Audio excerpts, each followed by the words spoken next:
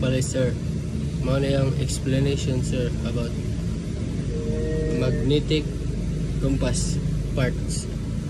First is soft iron sphere. Nailhan usab nga quadrantal na mga elevator hinungdanon ng mga sangkap sa pag-compensate alang sa paglihay nga mao ang sayop nga hinungdan sa magnetic field sa barko. And next is binacle stand. Mao ni ang usa ka taas nga kaso sa hawak o mobarog sa usa ka kubyerta sa barko nga nagatiman sa mga instrumento sa pag-navigate. Next is athwartship magnet tray.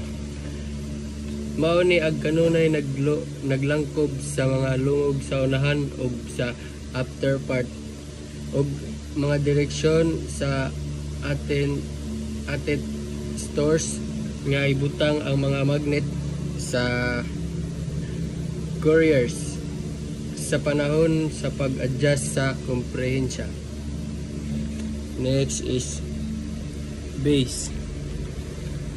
Kini usa ka tin-aw nga rektangulo nga plato diin ang kompas nga gisakyan kanunay lakip ang usa ka nagmamando sa pagbasa sa mapa alang sa pagbasa. Next is peephole going to the ship's bridge. Kini ang sistema ang nga compass card nga sagad nga gipahimutang sa usa ka binacle in upper bridge. Next is compass ball.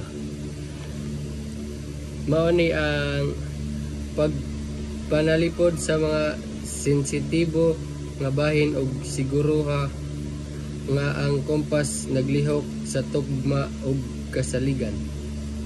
Next is blinders bar. Mao ni ang piho nga gilaraw aron matulid alang sa pipila ka magnetic deviation nga gipahinabo sa instruktura sa barko. Next is fore and up magnet tray. Usa ka gamit sulod sa binacle nga naghupot sa mga magnets sa corrector. Next is healing magnet tube. Gipahimutang sa usa ka